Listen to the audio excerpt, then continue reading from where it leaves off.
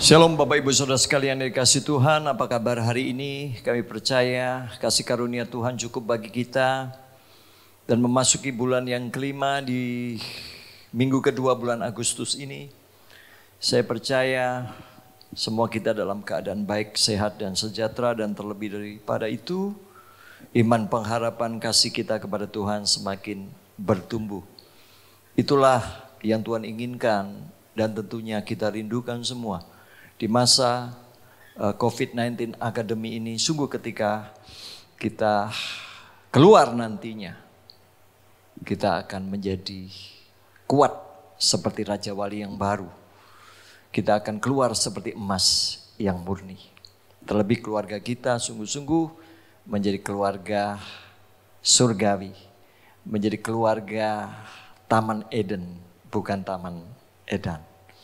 Mari untuk melanjutkan firman Tuhan minggu yang lalu, sekali lagi kita akan berdoa bersama-sama supaya Roh Kudus menerangi hati kita dan kita sungguh diberkati oleh firman Tuhan ini. Mari kita berdoa. Bapa, terima kasih untuk pagi hari ini. Kami bersyukur kalau kami hidup hanya oleh kasih karunia-Mu. Karena itu kami siap untuk menerima kebenaran demi kebenaran yang disampaikan oleh hamba-hamba-Mu. Terlebih pagi ini, berbicaralah atas setiap kami, urapi hamba-Mu dan kami semua yang akan mendengar firman Tuhan ini. Jadikan firman-Mu ini menjadi rema buat setiap kami, satu kebenaran yang memerdekakan. Tidak sekedar kami dengar, tetapi kami lakukan. Karena itu yang akan membuat kami menikmati segala kebaikan dan kemurahan Tuhan. Terpujilah Engkau kekal selama-lamanya. Di dalam nama Tuhan Yesus Kristus kami berdoa dan mengucap syukur. Haleluya. Semua kita katakan amin. Maka hari ini, minggu kedua di bulan Agustus, tema kita tetap membangun keluarga yang bahagia. Dan ini adalah bagian yang keempat. Nah, pada pagi hari ini kita akan belajar bagaimana menjadi keluarga yang berkenan. Ya. Dan kita akan belajar dari Nabi Nuh. Sebagaimana kita ketahui, ya, dari kitab Kejadian pasal 6 sampai pasal 9, nanti Bapak Ibu bisa membaca seluruh pasal. Tapi paling tidak kita ketahui bersama bahwa kalau kita berbicara tentang Nabi Nuh, itu berbicara satu keluarga, Nuh istri, ketiga anak dan menantunya yang hidup berkenan di hadapan Allah di tengah masyarakat yang sudah rusak total, di mana dikatakan kecenderungan hati mereka selalu membuahkan kejahatan. Ya, dalam Kejadian pasal 6 ayat 5 dan 8, di situ ditulis, ketika dilihat Tuhan bahwa kejahatan manusia besar di bumi dan bahwa segala kecenderungan hatinya selalu membuahkan kejahatan semata-mata, maka menyesallah Tuhan bahwa Ia telah menjadikan manusia di bumi dan hal itu memilukan hatinya. Tetapi Nuh mendapat kasih karunia di mana Tuhan, sebab Nuh, kenapa mendapat kasih karunia di hadapan Tuhan? Karena Nuh hidup dalam takut akan Tuhan.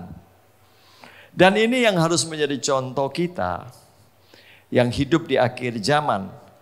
Sebab kisah yang terjadi pada zaman Nuh ini melambangkan juga apa yang terjadi pada zaman akhir di mana saudara dan saya hidup. Jadi sangat relevan di saat-saat seperti ini kita kembali untuk mengingat bagaimana Nuh bisa selamat dari banjir yang begitu dahsyat yang memusnahkan seluruh manusia pada waktu itu. Nuh sekeluarga selamat oleh karena kasih karunia Tuhan. Dia percaya kepada Tuhan, dia taat kepada Tuhan. Apapun yang diinstruksikan oleh Tuhan, diperintahkan oleh Tuhan, dia lakukan dengan segenap hati bersama dengan keluarga. Ketika Tuhan Allah memerintahkan Nuh membuat satu batra dari kayu gofir yang panjangnya melebihi dari lapangan sepak bola, lebih kurang 133 meter, lebarnya 22 meter, tingginya 13 meter lebih kurang. Mereka hanya berdelapan membangun, Bapak Ibu, dan itu memerlukan waktu bertahun-tahun yang sangat panjang.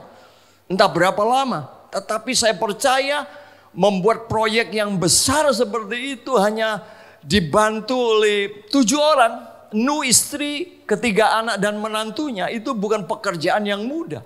Tetapi bagaimana kita bisa melihat keluarga Nuh ini tidak ada yang ngomel, tidak ada yang bersungut-sungut, tidak ada yang saling komplain. Ini kerjakan apa kita ini bertahun-tahun. Tetapi mereka mengikuti apa yang diperintahkan oleh Nuh sebagai kepala keluarga. Mereka bekerja mungkin siang sampai malam. Ya, mereka bekerja tak henti-hentinya di tengah ejekan orang-orang dunia pada waktu itu. Karena dianggap Nuh ini sudah gila. Bapak Ibu Saudara sekalian, demikian kita yang hidup di akhir zaman saat ini penting. Karena kita tahu bahwa dunia ini akan berakhir.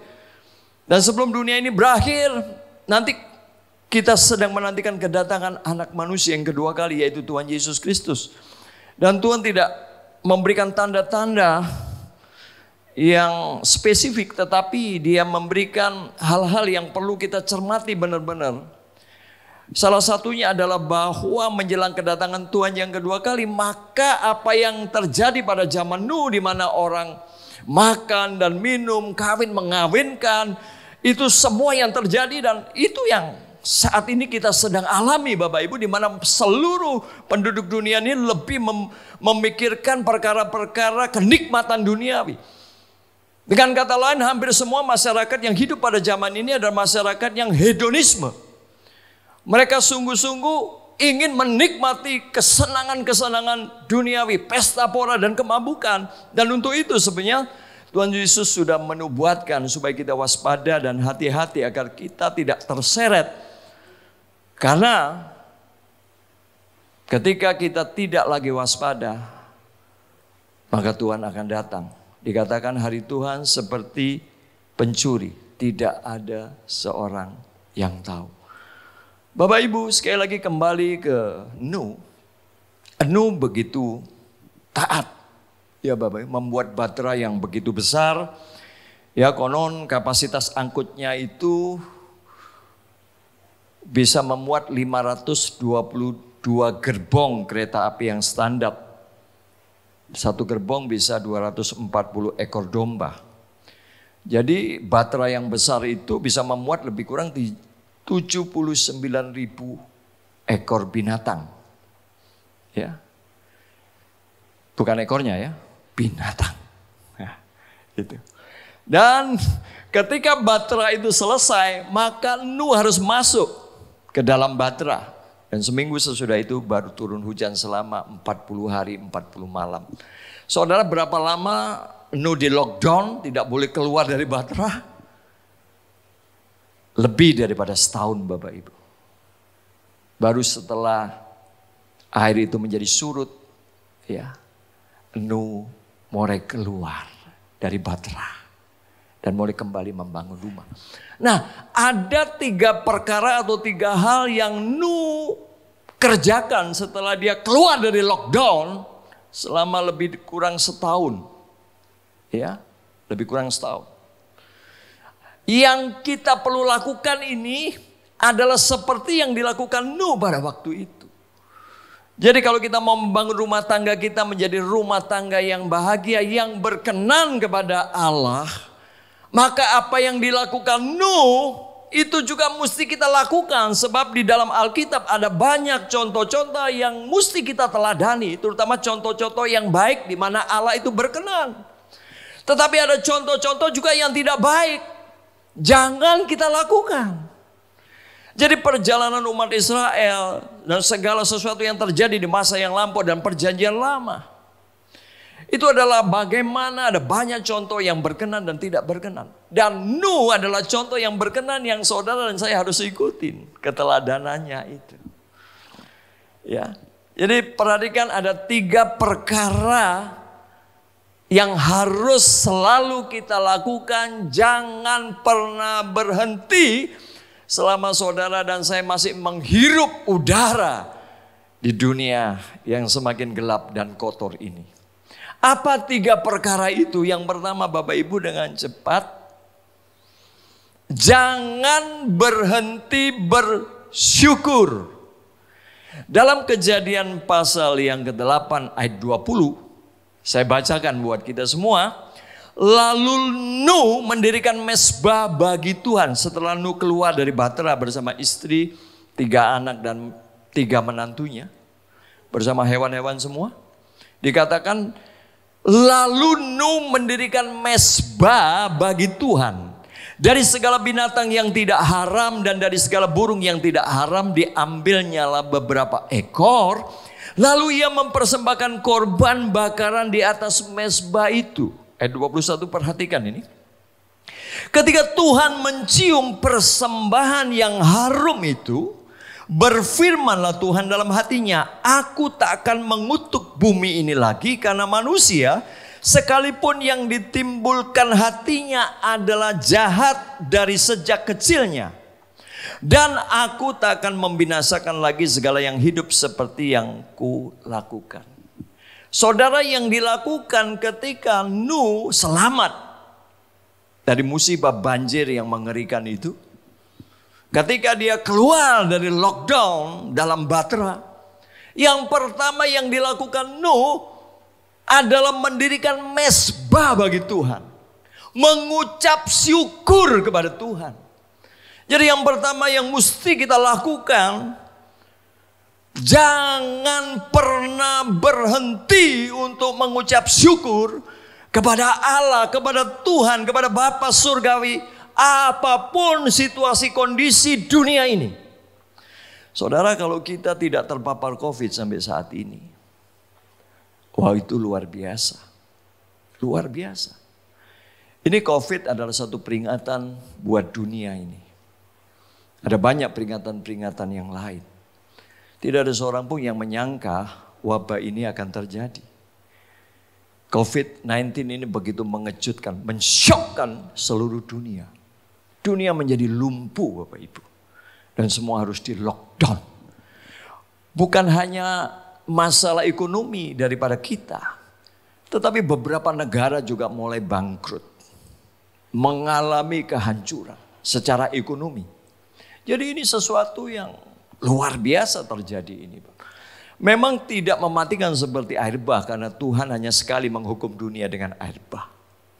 Tetapi paling tidak COVID-19 ini sungguh-sungguh mengingatkan kita bahwa ini adalah satu ancaman yang luar biasa. Karena itu pemerintah menginstruksikan supaya kita melockdown, mengisolasi diri. Di Indonesia istilah PSBB. Kita harus menjaga jarak satu dengan yang lain. Kita harus menjauhi kerumunan. Kita harus memakai masker setiap kali keluar rumah atau ketika kondisi kita tidak fit. Kita harus selalu mencuci tangan. Itu satu menjadi keharusan. Dan sampai kapan ini tidak ada yang tahu. COVID akan selalu ada, saya pikir. Tetapi gaya hidup yang baru ini harus selalu kita lakukan. Nah, Bapak Ibu, ketika kita masih diberikan kesempatan hidup, sementara ada banyak orang yang sudah harus meninggalkan dunia ini karena COVID. Maka yang harus kita lakukan adalah jangan pernah berhenti mengucap syukur. Nuh mempersembahkan korban bakaran dan itu menyenangkan hati Tuhan. Bapak Ibu, tentunya kita sekarang tidak melakukan korban hewan, baik lembu dan domba. Karena Tuhan Yesus sudah menjadi korban yang sempurna. Lalu apa yang mesti kita lakukan? Mengucap syukur setiap hari. Jangan pernah berhenti. Apapun yang terjadi tetaplah mengucap syukur. Di dalam Ibrani 13 ayat 15. Sebab itu marilah kita oleh dia senantiasa mempersembahkan korban syukur kepada Allah, yaitu ucapan bibir yang memuliakan namanya. Jadi Bapak Ibu, mengucap syukur ini sungguh menyenangkan hati Tuhan, terlebih di saat-saat sulit seperti ini. Jangan pernah mengeluh, jangan pernah komplain. Ya, apapun yang Tuhan izinkan terjadi. Mungkin kau kehilangan pekerjaan, kau harus di PHK, kau harus kehilangan bisnis. Atau mungkin kehilangan keluarga yang kau cintai. Tetap sekali lagi jangan berhenti mengucap syukur. Karena ucapan syukur ini menyenangkan hati Allah. Dan tidak mudah Bapak Ibu. Di waktu kita mengalami banyak masalah dan persoalan yang terjadi karena COVID-19. Suami kehilangan pekerjaan, anak-anak masih harus sekolah. Ya, harus bayar uang sekolah, harus makan, harus bayar kos, harus ini dan itu. Dan kita diminta mengucap syukur. Itu tidak mudah. Tapi sekali lagi, belajar dari Nuh. Ketika Nuh keluar, Nuh mulai membangun lagi kehidupan. Tidak mudah saat itu. Tidak ada orang sama sekali. Jadi situasi yang sulit. Tapi apa yang dilakukan Nuh? Nuh mendirikan mezbah, korban bakaran kepada Allah. Dan baunya itu menyenangkan Tuhan. Jadi Bapak Ibu, mari di tengah situasi yang sulit ini, jangan pernah berhenti mengucap syukur. Apapun yang terjadi, sekalipun sulit hidup kita, sekalipun banyak masalah persoalan yang terjadi, apapun sekali lagi, jangan pernah berhenti mengucap syukur. Jangan pernah bersungut-sungut, jangan pernah komplain, jangan pernah meragukan kasih Allah buat kita. Amin. Yang kedua Bapak Ibu, ya, dikatakan di dalam Ibrani 13 ayat 16. Dan janganlah kamu lupa berbuat baik dan memberi bantuan, sebab korban-korban yang demikianlah yang berkenan kepada Allah. Jadi di tengah situasi yang sulit seperti ini, yang Tuhan mau, kita juga tidak berhenti untuk berbuat baik. Amin Bapak Ibu. Berbuat baik ini dengan apa? Memperhatikan orang-orang yang lebih menderita daripada kita. Ini situasi yang sulit, di mana ada banyak orang hidup dalam kekurangan. Banyak orang yang bingung karena kehilangan pekerjaan. Mereka tidak tahu harus berbuat apa. Nah, di saat-saat seperti inilah adalah satu kesempatan buat saudara dan saya untuk tidak berhenti berbuat baik. Amin. Kalau tidak ada masalah yang seperti ini, ya tidak ada artinya perbuatan baik. Di saat orang berkecukupan, mungkin tidak ada orang yang terlalu mengharapkan bantuan. Tetapi di saat-saat seperti ini Bapak Ibu, ya, sepiring nasi itu sangat berarti. Ya, beberapa waktu yang lalu teman saya rumahnya kemasukan pencuri. Tetapi anehnya yang dicuri bukan laptop, bukan HP dan barang-barang elektronik lainnya. Padahal ada di rumah itu. Yang dicuri tahu apa? Beras. Beras. Jadi dari situ kita melihat bahwa mereka dalam keadaan kelaparan. Yang dibutuhkan bukan laptop, bukan HP, tapi nasi. Jadi Bapak Ibu, mari di tengah yang sulit seperti ini sekali lagi, jangan pernah berhenti untuk berbuat baik. Bahkan ini adalah kesempatan yang baik untuk kita bisa menjadi berkat dan menyenangkan hati Bapa. Berbuat baik bisa lewat ide, lewat doa, lewat dana, daya, apa saja. Terlebih ketika kita memberitakan tentang kasih Allah, tentang kebenarannya, tentang Injil kerajaan surga. Mereka perlu dengar bahwa di dalam Tuhan ada perlindungan yang pasti. Mari sampaikanlah. Kita menjadi pewarta kebaikan. Kita melakukan hal-hal yang mulia. Selama Tuhan masih memberikan kita kesempatan untuk hidup. Dan yang ketiga, yang terakhir, jangan pernah berhenti untuk bekerja atau berusaha. Perhatikan dalam Kejadian 8:22.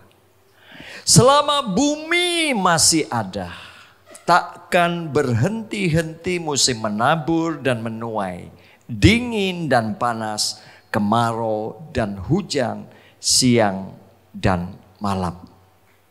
Jadi Bapak Ibu Saudara sekalian, selama kita masih ada dan bumi ini terus berputar, tetaplah menabur, tetaplah bekerja, tetaplah berusaha. Supaya apa? Supaya kita paling tidak kita bisa survive. Kita tidak menjadi beban bagi banyak orang. Bahkan sebaliknya, kita bisa menjadi berkat. Karena itu mari berusaha, ada banyak ide, ada banyak hikmat. Di tengah yang sulit, di tengah situasi yang sulit ini, kalau kita sungguh-sungguh merenung, ini merupakan satu peluang dan kesempatan di mana semua orang menutup usahanya. Maka ini kesempatan yang baik untuk kita juga membuka usaha. Lewat apapun. Usaha sekarang ini Bapak Ibu nggak perlu harus punya tempat. Karena kita bisa sistem online. Lewat virtual. Lewat IG, Facebook atau apapun. Tetapi sekali lagi. Ya, selama kita masih diberikan kesempatan untuk itu. Mari kita bekerja. Ya, bahkan kesempatan yang sulit ini sekali lagi. Ini kesempatan untuk kita berbuat sesuatu. Ya. Saya percaya Bapak Ibu Tuhan akan memberikan kita hikmat. Ya. Ada banyak orang-orang yang luar biasa di tengah situasi yang sulit ini. Karena dia mencoba ini, mencoba itu, yang biasanya nggak pernah bekerja ini, akhirnya dia berhasil. Karena mau nggak mau situasinya sudah kepepet ini. Kantong mulai menipis.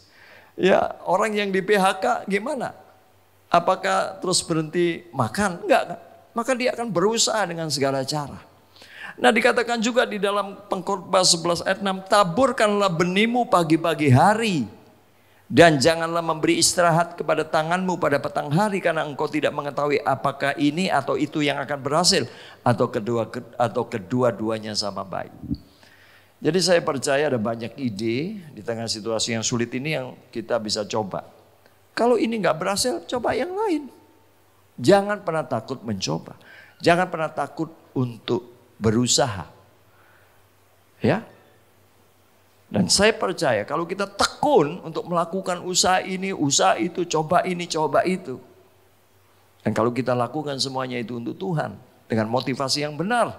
Bukan untuk mencari kekayaan pribadi di tengah satu kesulitan atau kesempitan. Tetapi sungguh-sungguh supaya kita bisa menjadi berkat bagi banyak orang.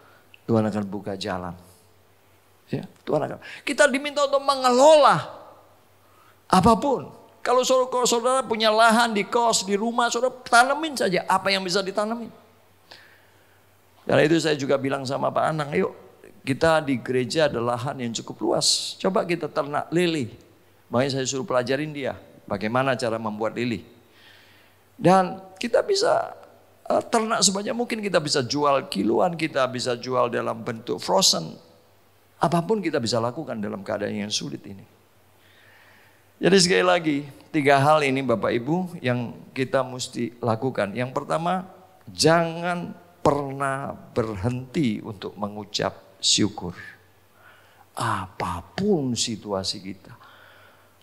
Sekalipun maaf ya, kita tidak mengharapkan. Tapi sekalipun ada yang terpapar karena COVID atau penyakit yang lain, tetap mengucap syukur. Karena mengucap syukur kekuatan kita. Menunjukkan bahwa kita percaya bahwa segala sesuatu ada di dalam kendali Tuhan. Naikkan tuh mezbah bakaran berupa ucapan syukur. Ucapan bibir yang mempermuliakan nama Allah. Yang kedua, jangan pernah tidak berbuat kebaikan. Atau jangan pernah berhenti untuk berbuat kebaikan. Mulai dari keluarga kita. Perhatikan istri, perhatikan suami, perhatikan anak-anak. Anak-anak perhatikan orang tua. Kebaikan dimulai dari di mana kita tinggal. Kebaikan dimulai dari di mana kita berada. Jangan pikir yang jauh-jauh. Yang dekat dulu harus merasakan kebaikan kita. Sama seperti nusa keluarga mereka bekerja sama, saya percaya. Yang laki-laki ya memotong itu pohon-pohon dari kayu gofir, mengangkat ya dan membentuk, yang istri-istri menyiapkan makan, minum dan sebagainya. Ada satu kerjasama yang luar biasa dan itu keindahan ketika semua keluarga bekerja sama dengan baik. Maka saya percaya kita akan menyenangkan hati Tuhan. Apa yang kita bisa bantu? Ya, kasih aja secangkir air putih pun yang kau berikan kepada orang yang miskin, engkau tidak akan pernah kehilangan upahnya. Jadi mari lakukan perbuatan baik setiap hari. Tuhan, aku mau berbuat baik hari ini kepada siapa? Dengan cara apa? Karena perbuatan baik itu tidak selalu bagi-bagi uang. Kalau saudara banyak uang ya nggak apa-apa. Ya, tetapi perbuatan baik adalah selalu sikap hati kita untuk boleh memberkati orang lain lewat perkataan kita, lewat tenaga kita, ya, lewat ide kita, dan lewat pemberitaan kabar baik terutama Injil. Ya, saudara sebarkan kabar baik itu. Ya, yang terakhir, jangan berhenti menabur Bapak Ibu. Ada banyak peluang, tetap terbuka. Selama bumi ini berputar, tak akan berhenti. Orang yang akan menabur dan menuai. Saya percaya kalau ketiga hal ini saudara lakukan, ya, maka kita akan bisa mengalami kehidupan keluarga yang bahagia, yang berkenan, dan yang berkemenangan. Kiranya Tuhan memberkati kita semua. Amin.